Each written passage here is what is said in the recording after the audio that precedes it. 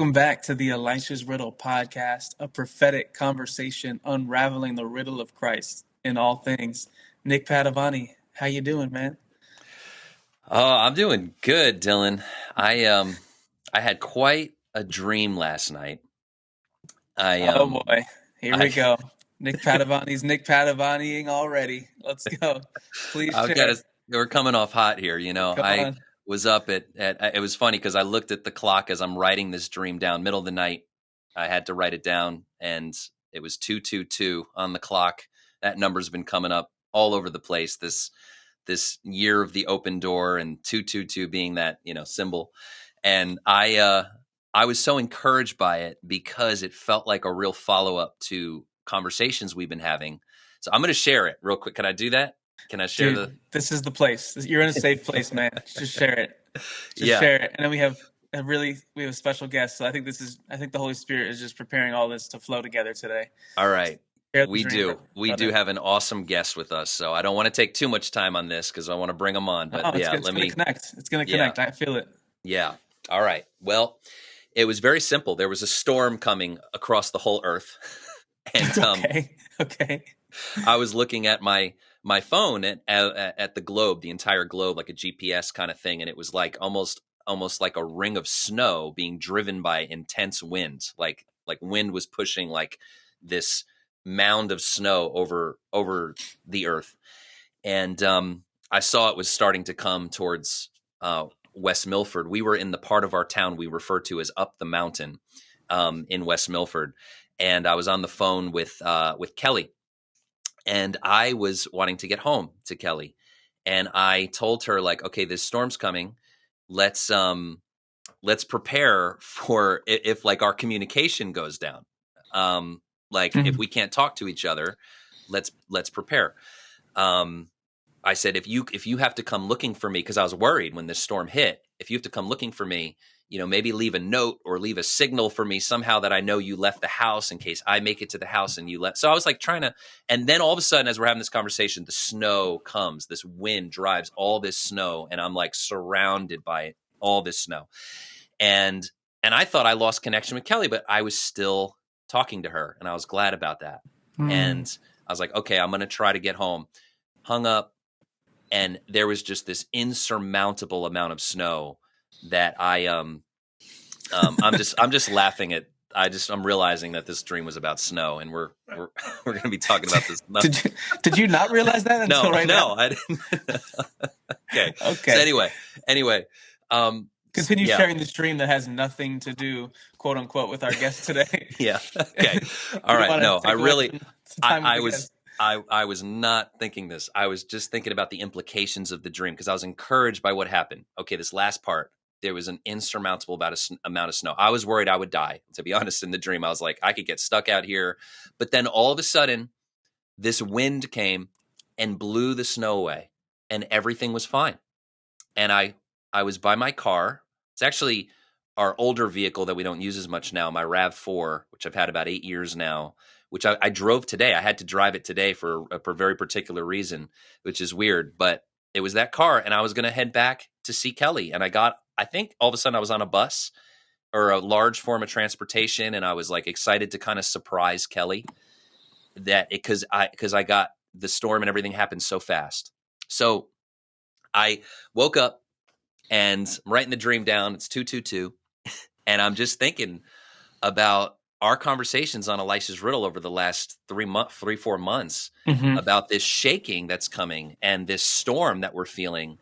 Yeah. But I thought of Mike's dream, Mike Montalbano over here, who had the Yep. dream about the snakes fighting and the left and the right coming and fighting and this chaos, and then Yep. but then this ball of fire, these wires on fire dropped, and it cleared the storm. And I just thought of that in this dream of like, and so I don't know, just the fact that it happened so fast and everything was okay.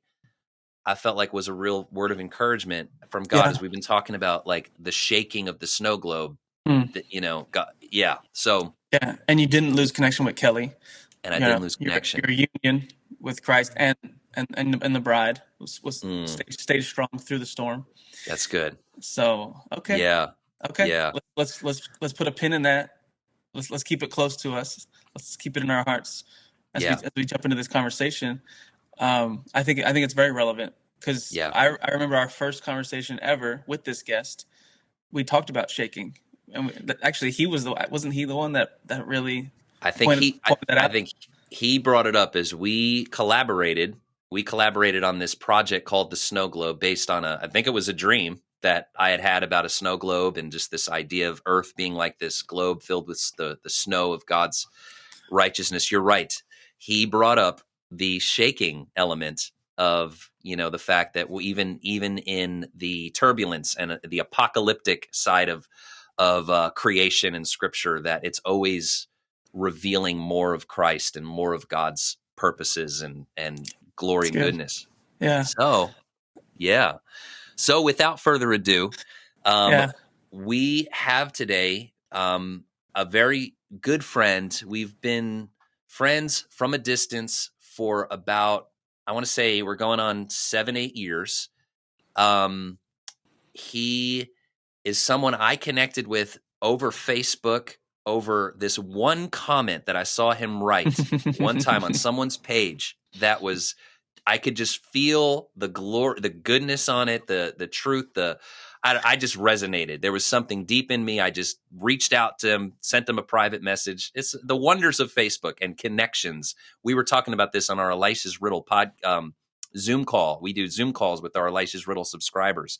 And yesterday we did a Zoom call. We talked about how God is going to be continuing to make divine connections through the internet. And God very much has amazing plans for that. This is an example. I'm realizing this now. This is a perfect example of someone who's become a dear friend, and we've never been in the same room together yet. There's a spirit to spirit, heart to heart connection. His name is Mo Thomas.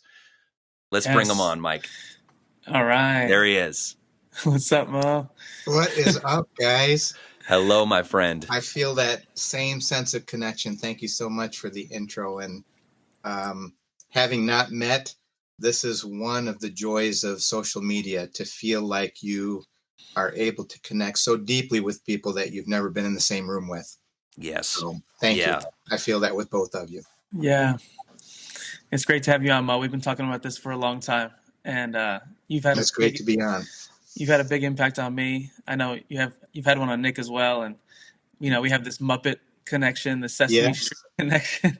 Snuffy in the This, background. yeah, Snuffleupagus. Mo wrote this amazing article about Snuffleupagus, Yeah. and how he was an imaginary friend of Big Bird on Sesame Street. He connected it to like the character of God, I loved it so much because I grew up on Sesame Street, and that's one of my favorite things that I ever experienced from Mo. So, but it's great to have you on, man. It's great to be on. Yeah, the childlike spirit, man. That was part of, just reading some of the things you were posting and writing online, Mo, that you really carry that desire for the childlike wonder of creation and life and God, and that exudes in your communication. Mo is one of the writers of this book, The Snow Globe, that we've been talking about. So he is the author of the second section of the Snow Globe, and in that section, Mo shares a little bit of his story. It gets unpacked at a whole deeper level in his book, Into the Abyss. So in 2020, we got to publish, Eyes Open Press got to publish his book, Into the Abyss, which is a fascinating journey through time and space, and his own an incredible encounter with God, and just things that God began to unravel in his mind, and detoxing him from religion, from negative religion. And anyway, that bleeds into some of his writings and some of what comes into the Snow Globe. But Mo, before we get there, I guess I just I thought we'd give you the floor a little bit for you to share about this experience you had that you write about in the Snow Globe, and just how God began to, and maybe you'll need to back up before the experience, but how God began to shake your own life, how he began to shake the snow globe of your, what you describe as a very nice Christian, Yeah. bubble. Well, everything looks put together on the outside, but on the inside, you were in a much different place. So you want to share a little bit with us? Yeah, of course. And I loved your dream. I absolutely see it flowing into our conversation today and the content of all three of our pieces in the snow globe. So I think Yeah. that's just awesome synchronicity. Cool. Yeah, so like many of us that are in this deconstruction, reconstruction phase, I grew up in a very traditional, fundamentalist, homeschool church. So I got it from all three sides and was very comfortable with my beliefs and my Christianity. Matter of fact, I got to the point where I felt like, I knew all there was to know. And now it was just a matter of reinforcing that over the course of time. And so I got to be very comfortable with being able to state a set of beliefs. And I thought, out of compassion, I thought everyone should believe that way. And so I did the apologetics thing. I devoured Josh McDowell and Lee Strobel and all those guys to try to reinforce opportunities to get into these knock them out, drag them out Mm-hmm. arguments with folks, trying to convince them and help them avoid this torture that they would experience if they, didn't cross the line. Um, Unfortunately, that lasted well into my adult life. And I think had the globe not been shaken and so many things started to fall away, I would still be in that same boat. And so I'm so grateful for that shaking, incredibly grateful. Someone asked me the other day, you have gone through hell here on earth. What would you change if you had the chance to go back, Hmm. like to junior high, high school? What would you change, to maybe take a different path? And I think years ago I would have listed 12 things. I'd have changed this and this and this and career path, and you know now I look back and say, I would not change a single thing because every moment along that journey brought me to this one. Yeah. And I'm so grateful for this moment because God, in my stubbornness, reached through Mm. as a result of that shaking and showed me, put a mirror in front of me and showed me who I was. Mm. I would not trade that for the world. And it would not have happened had I continued, fat, dumb, and happy, basically, with the beliefs that I grew up with. So that shaking involved several things, some of which I get into in the section. I'm sandwiched between two beautiful pieces of bread in that snowboard book. uh, but yeah, my testimony is really about coping mechanisms. Okay. That starting back in junior high, in response to an offhanded comment, I realized that my way of making it in the world was to perform and to achieve. Right. And so that became my identity, my coping mechanism. And that's no better than drugs, alcohol, sex, porn, whatever. Yeah. We all have those coping mechanisms. And I had a few that were locked in. And I think the shaking in my world were all of those things that I depended on that started to fall away, allowed me to see those coping mechanisms for what they were, the Mm. distortions that the enemy held out in Genesis chapter 3, right? You Yeah. know, do you have all what you need? Well, take this pomegranate and you'll really get what you're looking for. You'll get the meaning and purpose and identity that you really desire in this life. And so I had been relying so heavily on external affirmations for Mm. the way I live my life, and really riding into the abyss, and then a follow up with you guys in the snow globe has really helped lock into identifying those filters, Mm. seeing those peel away so that we can really get at the heart of what God sees when they, Father, Son, and Spirit, Yeah. look at us deeply. If we Yeah. can look in the mirror and see that image, I think we start to experience the life that we originally saw God's desire in Genesis 1 and 2. Yeah.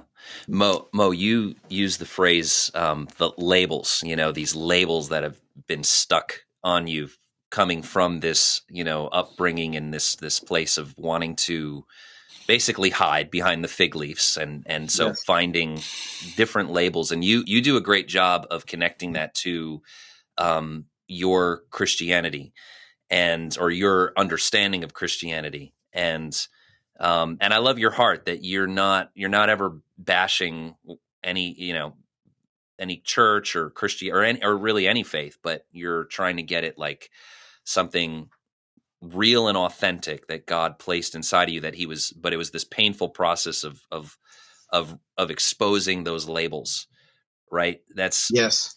That's kind of part of your journey, right? Is connecting, the coping mechanisms, even of your religion, right? Your sense of Christian spirituality. Am I I making the think right connection there? I think spirituality and religion is one of the greatest attempts to hide that there is. Hmm. Um, matter of fact, I think spirituality becomes the largest fig leaf in the scriptures, hiding behind that. And I did it well for so many years that I got pretty good at it. It became part of my clothing. Right. um, and yes, that wasn't always true though. My heart to connect and be a bridge. When I went through the first part of my deconstruction, I was frustrated and got angry at those that were conveying this message Hmm. about my inherent unworthiness, and your righteousness is as filthy rags. The Hmm. idea that we start off worthless and dirty and unholy. Yeah. I was angry with those that were conveying that message. So I distanced myself from all of that, walked away from the whole thing. Hmm. And it took a while to come back and recognize that, we are all doing the best we can with what we know. Like Hmm. Maya Angelou said, when you know better, you do better. And I had to come back to recognize that the same grace that God showed to me, this very arrogant, self righteous Hmm. Pharisee who thought he knew all of it, to recognize that same grace that I was shown, I need to be that same bridge to those who don't know any other way of seeing the scriptures, seeing themselves, Hmm. seeing the world, other than this us versus them, you know, heaven versus hell, mostly about afterlife insurance. There's another way to see the story, and Yeah. that better story requires us to go all the way back to the beginning Hmm. and see and really experience how God sees us. So I Mm. wanted to comment one thing, Nick, and I think this is why I connect to Dylan so beautifully. Science really was my draw back to faith, Hmm. and I learned in the science world that when you start talking deep scientific math, physics, you lose a lot of people. So part of the joy was learning how to take those concepts and speak them in poetry like Dr. Seuss would, Hmm. in a Yeah. way that really resonates with the deepest part of a person, because Dr. Seuss has been such a huge influence on me, and Sesame Street I grew up with that too. And there's something in those messages, Mr. Rogers and others, that gets at us, that really moves us to see the world in a different way. Yeah. So you take these abstract ideas and you simplify them in ways that a child can understand. I think then you have something that people can relate to, especially those that grew up in the same kind of environment where the whole goal was certainty, right? Hmm. Hmm. If you or I were to say, there's another way to look at this, we're dangerous. That's a threat to this idea of certainty. And so I think art, poetry, Yeah. simple prose can get past your defense system. It's not your Josh McDowell, Lee Strobel approach. It's kind of it gets in there in a different way, and it's something way down there, and it resonates. And then you start asking the questions. That's what happened to me, and now being a bridge, that's what I hope I can be to those that are caught in a system that they don't realize. Yeah. Yeah, let me jump in because I want to just say that Mo, you were probably one of the few people in my life that was able to, I guess, teach me some science. I did really bad in science in high school. I think I had like a D minus in chemistry and like a D, like I barely passed. Biology was really hard.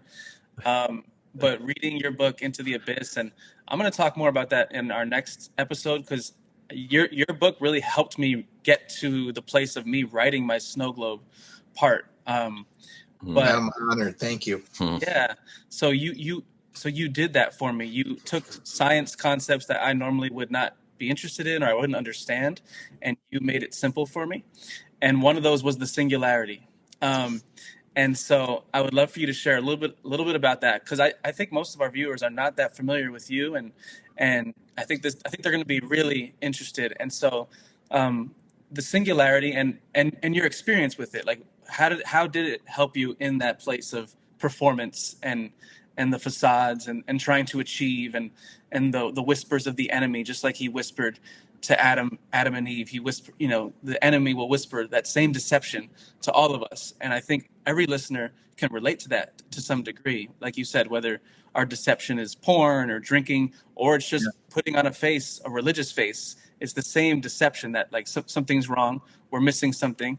And so how did the singularity, if you want to share a little bit about what we mean by that singularity, and then how you experienced it and how it actually helped you in your life. Awesome. One of my favorite things to talk about in the universe. We've heard this mostly in Star Trek episodes, this term black hole. And a black hole is simply the end state of a giant supermassive star that implodes upon itself. If the conditions are right, it implodes upon itself. And all of the mass of that giant star is still present, but it's in a dot, the size of a sugar cube, still containing all that mass. At the center of that is something called the singularity. So the singularity is essentially all of what was contained in that star condensed down to a dot. My imagery of reading Colossians 1:15 and 16 is that Christ is the one in whom the entire creation was created, is sustained, and is taken care of today. Mm-hmm. So Christ is essentially the universe's singularity. It all started with the dot, and that dot is the flow, the eternal flow, Father, Son, and Spirit, that predated the creation. So if you go to Genesis 1, you got to go further back than that. Right. There's beautiful imagery in Ephesians 1, Colossians 1, that there's a presence before the creation. We can't just start in Genesis. We got to go back and recognize that we were born in Christ. That's our origin. And when I talk about changing the trajectory of your story, I'm a big fan of programs like AA. Father Rohr talks about breathing underwater and some of those steps.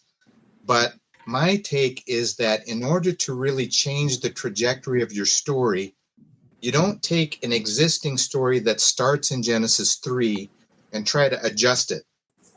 You first go back to Genesis 1 and 2, find our origin, and then change the trajectory with that differing starting point. And that's what really gives you the chance to experience that life that was present prior to the creation, where we existed in that singularity, and then was expressed, breath of God, expression of God, that's detailed in Genesis 1 and 2.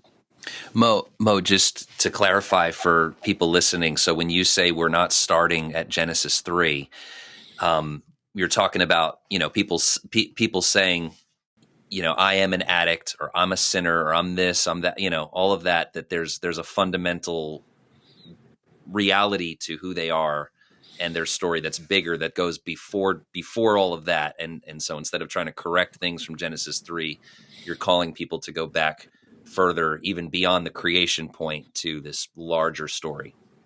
Let me share. So you shared a dream from yesterday. I'll share. Every Wednesday we do a whiteboard where we just open it up, and whatever phrase, song, bumper sticker someone has on their mind, we start that on the whiteboard and see where it goes from there. Yesterday was John chapter 3, the Nick at night encounter. Yes, Nick at Nicodemus night. comes under cloak of darkness, doesn't want anyone to know, and starts questioning Jesus. So there's something that's stirring his heart, and he doesn't want his homies to know. So he comes under darkness to ask these questions, and Jesus starts paralleling physical birth with spiritual birth. And our takeaway, one of them, was, trying to control it. Trying to control this idea of birth is like trying to control the wind. The spirit is like the wind, and trying to harness that is not something that we can do or control. And we've turned this whole idea of salvation into a line crossing exercise. And John chapter 3 helps us see, just like physical birth isn't your decision, it's the result of the relationship shared between others. Right. The parallel in the spiritual world is the relationship shared between Father, Son, and Spirit results in your spiritual birth. Wow. So the parallel is you didn't have anything to do with it. Your awareness of it comes later over time as you become awakened to this reality. Mm-hmm. And so when I say you got to go back to the beginning, I would suggest pre-beginning, because our birthplace is in that divine flow that was present before the creation of the universe. And when we start there, we realize born again is better translated born from above, genomai. And that born from above, that spiritual birth, is something that we awaken to, not bring it about. We don't change anything by our belief. We experience something that's already true when we awaken to it. Mm-hmm. And that makes a world of difference. So our starting point, you got to go way back to the pre-beginning and recognize the beauty of that starting place changes everything about what you see and what you experience when you look in the mirror. And you're saying our starting point is Christ, right? Like that Christ, who is the singularity, the origin point of creation. That's where you find your identity. That's where you find your source that you're meant to live and exist from. I realize that is incredibly difficult for those of us who came from an evangelical background, because Genesis 3 sets our starting point as a worthless, dirty, unholy sinner. Yeah, totally separated. Totally separate from God, totally alienated, and with no hope other than wearing a Jesus coat. That Jesus coat is what God sees, doesn't see the real us, that God only sees Jesus covering us, right? That's the message. And I understand you can read the scriptures and come to that conclusion, which I did for decades. So I acknowledge that. I would suggest the possibility, though, that we should start the story in Genesis 1 and 2, where God declared the creation very good. It's good, good, good, good. Man, oh, very good. Loved it. Wonderful. Breathes into his nostrils. So spirit kisses earth, soul is formed.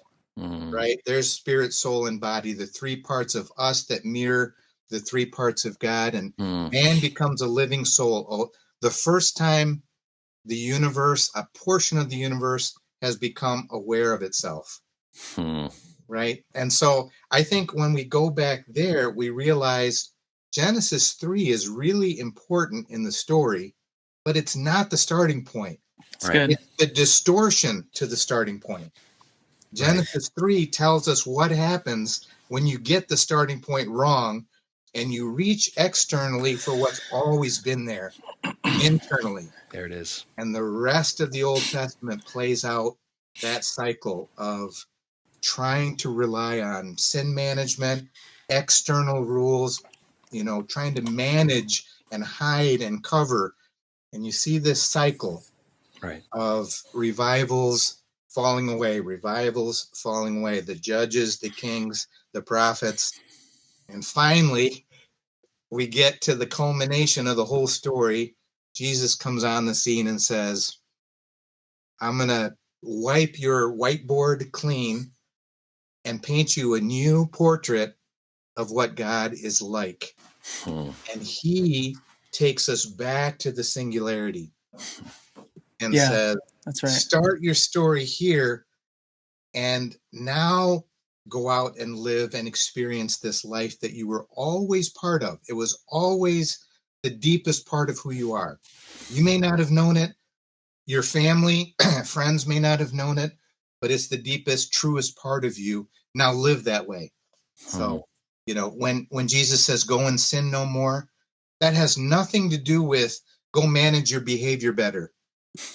It's now that you know who you are, you don't need to cover it up with having all these fake relationships. Wow. Now you can live authentically you, go out and live that way. That's the beauty of the Christ message. Wow. So I'm just so excited to bridge that place of growing up with only one version of the story that starts in Genesis 3 and offer the possibility, and I think it's a beautiful possibility, just inch back a few chapters and start your story where God starts the story, breathing his very spirit into us.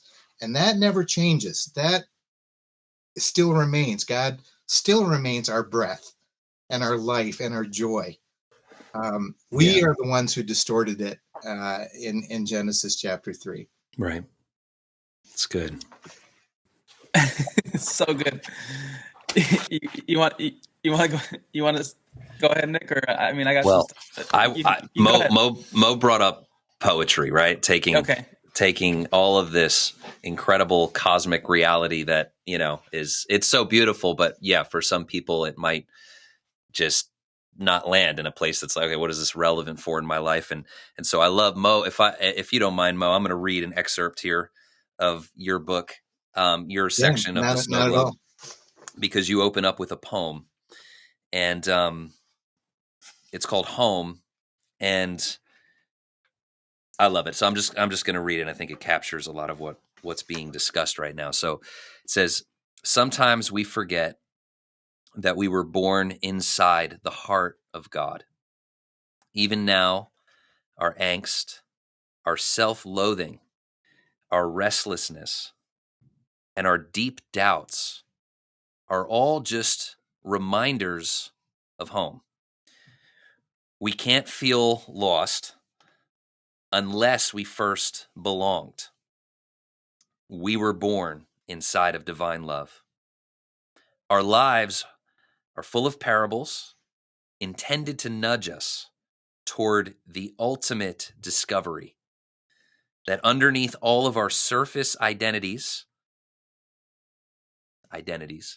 is our true self, uncreated and utterly magnificent. We must become aware of what God sees as they gaze at us. I love that. I love it. Yeah, we'll just let that wash over us for a moment.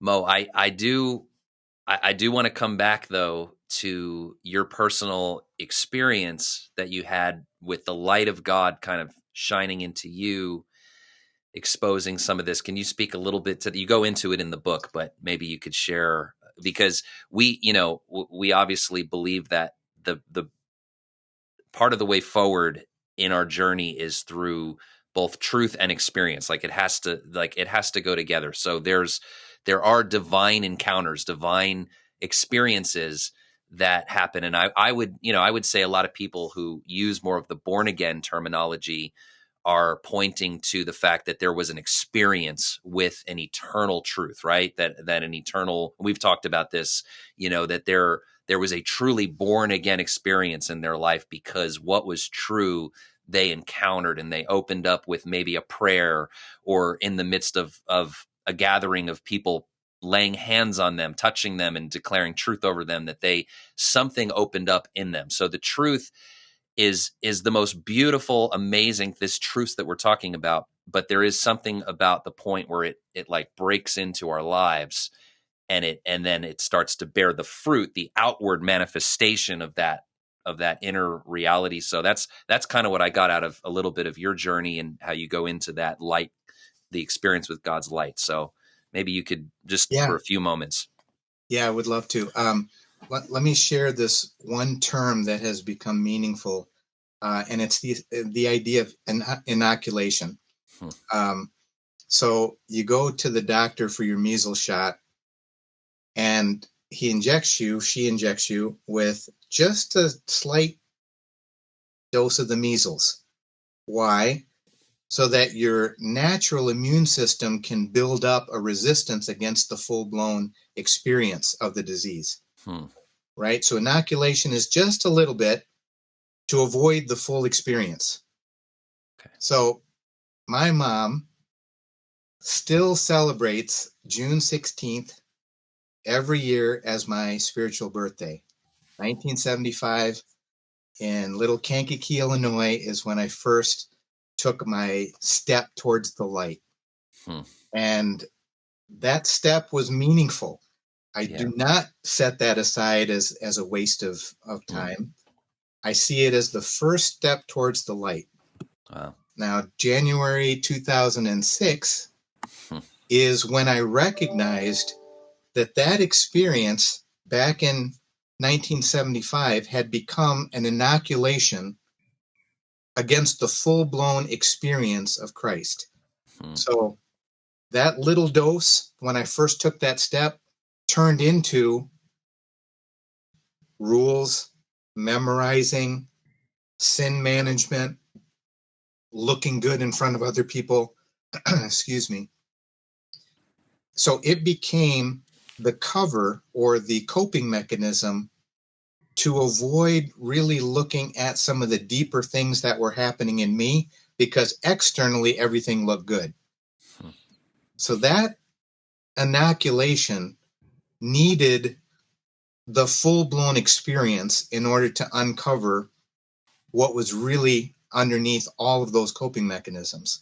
And that happened several times over the course of the next few years, 2006, and probably the decade following. I had several mystical experiences. And the one I describe in the snow globe is this shaft of light sort of breaking me open, and all of the mess that was sitting there, all of the ways that I had tried to hide, uh, that were just ugly and full of shame and insecurity and fear. But peeling all that back, underneath all of that, there was this seed, untouched, unharmed, beautiful in every way, deposited there before my birth, waiting for the chance to express itself. Wow. And that divine seed is very similar to how I describe the singularity.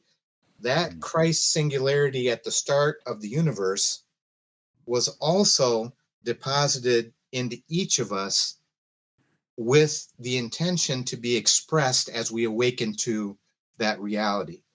So it's almost Hmm. like the progression is this: the seed's planted, it's there, life comes along and buries it with all of the messages that the culture throws at us that bury it way down in there: fear, shame, manage your behavior, look good, Yeah. secure your future. All of those things sound maybe good at the surface, but they tend to just cover up and bury the beauty of that thing that's way down deep in there. Mm-hmm.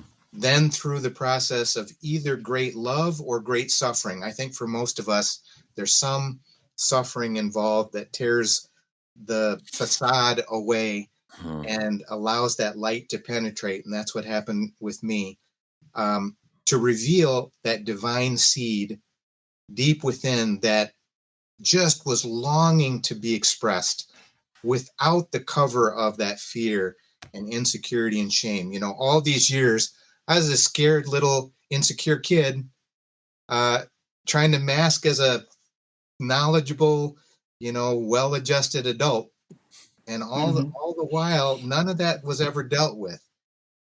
My line crossing exercise masked having to mess with any of those things.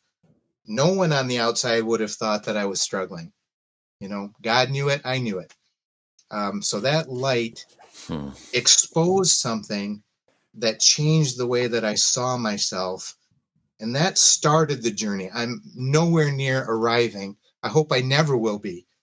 But I recognize that that journey now has a different starting point. And God's faith in me has always been and will always be a billion times greater than my faith in who they are.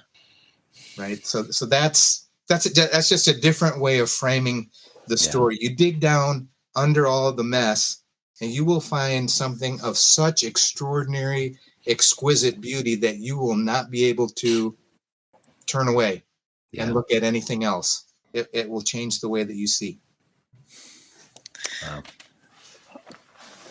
So, yeah, wow. Just for our listeners who maybe aren't used to hearing God be referred to as they, Mo's talking about Father, Son, and Spirit. Like in the beginning when he it says, "Let us create man in our image." Like you can hear the echo of Father, Son, and Spirit there in the. But man, that was powerful, Mo. Um, I don't even know what to say, but let me just say this. I see. First of all, I just want to honor you, and I'm grateful for your life, Mo. And you. It sounds like from what you described earlier, you had to distance yourself for a season from people and from religion and from even from the church to a degree. And I just want to honor your. I feel like you went a little John. You had a little John the Baptist season where you had to go into the wilderness and. But I'm grateful because I feel like there's a lot of fruit, and God allowed you to go through that on behalf of many others, and He's prepared you Hmm. for such a time as this. And me and Nick have been releasing like prophetic words that like there's a shift happening in the church, and God is speaking. God is giving us revelation, and He wants us to see things from His perspective. That's like the big thing. We have this big prophetic word how the church is going from a Leah bride to a Rachel bride. Jacob's wives, and Leah it says has a weak eye, um, and and Rachel was beautiful, and so I think God has really prepared you, Mo, to be a voice to the church in this time, and I think. The weak eye is, God's using the shakings of the world and the snow globe to expose the weak eye of the bride. Wow. And He's calling us to Mm. see from His perspective. And you've Wow. had real encounters. You're so faithful to the Bible. You're so faithful to Christ, and what the Bible is really saying and really pointing to, which is Christ, who is the living Word of God. Yeah. And I'm just grateful for you, Mo, and just how you've had your own journey. Just like, I think of the Apostle Paul, the Apostle Peter. They had their initial encounters, just like you're describing in 1975. They had their initial sort of like moment with Jesus, follow me. But there was so much more, right, that they had to go through. Yeah. Peter, for goodness sake, Peter had so much to be exposed in the realm of like achieving and performing. Peter, repeatedly made a fool of himself because he was trying to prove himself. And you can see how there was more encounters. And I do think, our audience and myself, we got rather comfortable with this. I was born again and I'm good now and everything's fine. But we still have these coping mechanisms. If we're really honest with ourselves, we're still addicted to certain things, or we're still not really comfortable in our skin. And I'm going to get into that next week when I talk about my own testimony with this reality and how Yeah. God used the circumstances of my life and the shakings in my life to come to terms with this. Like, this isn't just a cool idea that Mo Thomas posts about on Facebook. This is something that is something that I need to actually help me overcome my own insecurities and my own Yeah. performance issues. So I'm just grateful for you, and I'm glad that you kept going and that you continued to seek God, and He continued to give you encounters. And I just see a lot of maturity. I think one of the words that the Bible has for this is actually just maturity. This is maturity. Like, people can be saved and kind of still be on those elemental teachings, like it talks about in Hebrews, that's sort of the basics, and that's all good and dandy. But Paul says he want in Colossians at the end of chapter 1, he says, I want to present every man complete or mature in Christ. And when I hear your story, I think of maturity, that God doesn't want to just leave us as just a cultural Christian who had one experience, and we listen to worship, we listen to Christian radio, now everything, but there's still all this stuff going on inside of us. And I think the mature part of it is letting God deal with these real things that are still going on inside of you. And that's going to force you to come to terms with what you really believe about Him, what you really believe about Father, Son, and Spirit, and what you really believe about yourself. So I just all that to say, I just applaud your courage, and I'm grateful for your voice, and I'm grateful for our friendship. And yeah, man. And next week I'm going to talk a lot more about my experience with your book, and so I just wanted to share all that. Love you, man. Thank you so much. I'm so honored to have connected with you guys and feel, you're brothers, and we are walking this thing out together and encouraging each other along the way. And so thank you for those words. I was at my folks in Chicago. I think I may have shared with you, Mom, June 16th, 1975, when I came home and told her that I had taken that first step toward the light. She did this dance. It was outrageous in the living room. Outrageous. And she had named me Paul for that purpose. My middle name is Paul.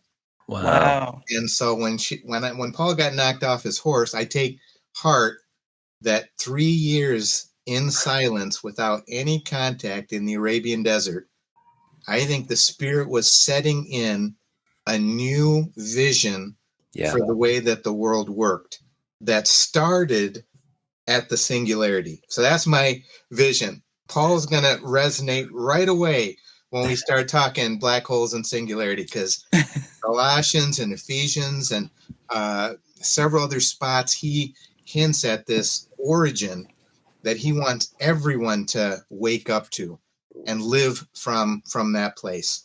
So I so appreciate your words. That's so good. And Nick, I'll let you finish in a minute. And we've been unpacking, for our listeners, we kind of talked a little bit about like Calvinism the last few weeks, and how it starts with total depravity, and so we've been unpacking that, and just how important it is to see yourself from God's perspective, and to see the original blessing, the original identity that God created you in your mother's womb, and that's real. And and I just love how you put it, how Christ is the singularity. He is the one that all things hold together. And I talked about it, how I read that verse when I first became a Christian. I read that verse, and that it shook me, and it took me years to really come to terms with that verse in Colossians 1. So, and then getting into your book was you explained it so well, and I loved how you brought science into it, and you explained to me prisms, and I thought you had me on Amazon looking to like order my own prisms, just to like put them in my house. That's great. I didn't Prism with an M, not cell blocks or jails. Yeah, prisms. And I tell you, I started seeing rainbows in my house a lot when I was reading your book, because of the light that would come through the windows at certain times of day, and I was able to understand it a little bit. Like, oh, that's what's going on. It's like the light is shining through I forget how exactly it works, but you also introduced me to prisms, and still to this day I have a fish tank, and sometimes in the afternoon the light will the fish tank, and then I'll see like a rainbow, like just against like the curtain. The one sentence explanation of that, and I'll let Nick close us out, is the light of God's love as it hits a prism breaks into all the colors which represent his character traits or their character traits. Yeah. So the light of love, which is white love, pure love, breaks into wisdom and mercy and wrath and justice and holiness and creativity. All of those are just simply expressions of that pure white holy love. So never contradictory, never in competition, always integrated, just as he wants us to be integrated. Yeah. All of those as expressions of love. People always ask me when I post that prism on Facebook, you must be a Pink Floyd fan, Dark Side of the Moon. Yes, but that wasn't exactly what I had in mind with some analogy. But I think it really does represent well that when we think about God, there's two axiomatic statements in the New Testament. God is light and God is love. Mm-hmm. So when that white light, pure holy light of his love hits the prism, which is best represented by the person of Jesus when he comes, it's expressed beautifully into all the colors along that spectrum. Perfectly integrated. That's beautiful. And I have a pair of Pink Floyd Dark Side of the Moon pajamas. Yes. And I wore them last night. So that's cool. I just changed out of them when I woke up. Well, okay.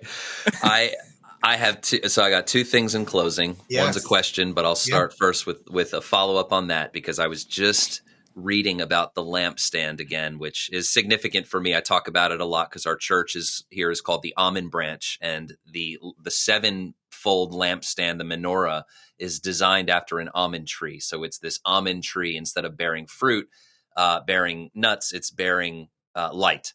And so I was just getting hit with this, fresh revelation again, reading 1 John of God is light. And then it says later on, he who hates his brother is walking in darkness. And just the connection then between, God is light, God is love. Light and love go together. But how beautiful that this lampstand is a picture of refraction as well, if you think about it, because you have the center pipe of oil that fills that center pipe that represents God, and then it refracts into these other pipes, the 6 pipes on the side, three on the left, 3 on the right.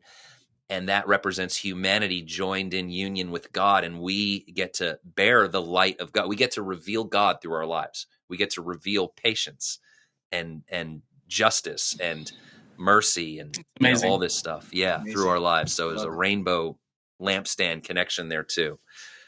So that's great. That leads to my question, which is, will you come back, Mo? Will you come back and join us again on this podcast, man? Because I would, anytime you so much. I would be honored to join anytime you feel like there's an opening and want to talk about whatever. Yeah. Doesn't matter the topic. I would awesome. I would love it and appreciate it. Cool, man. Yeah. Awesome. And check out Mo's books because our listeners probably are just getting introduced to you today.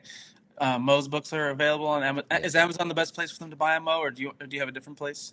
Amazon's probably still the best. Okay. Yeah. His book, Into the Abyss, Mo Thomas, and then of course the Snow Globe, which we all wrote together. We've been talking about that, so I think you guys are all aware of that.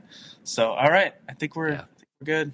Thanks, I do want to give a very quick shout out to my sister Carol Heiss, Pastor Carol, for illustrating the Snow Globe. It started off as she did a couple illustrations for me, and then she ended up doing the cover, and then for you guys as well.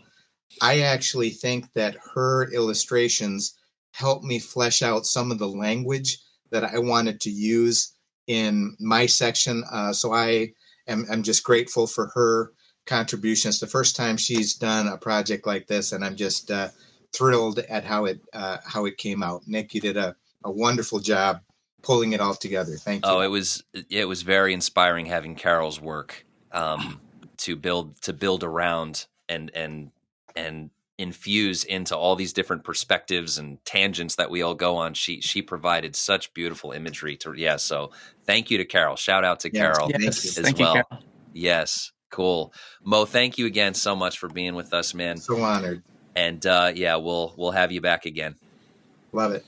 All Thanks, right. guys. Take care. All right. Blessing. Thanks, All right. Bo. Signing off. All right.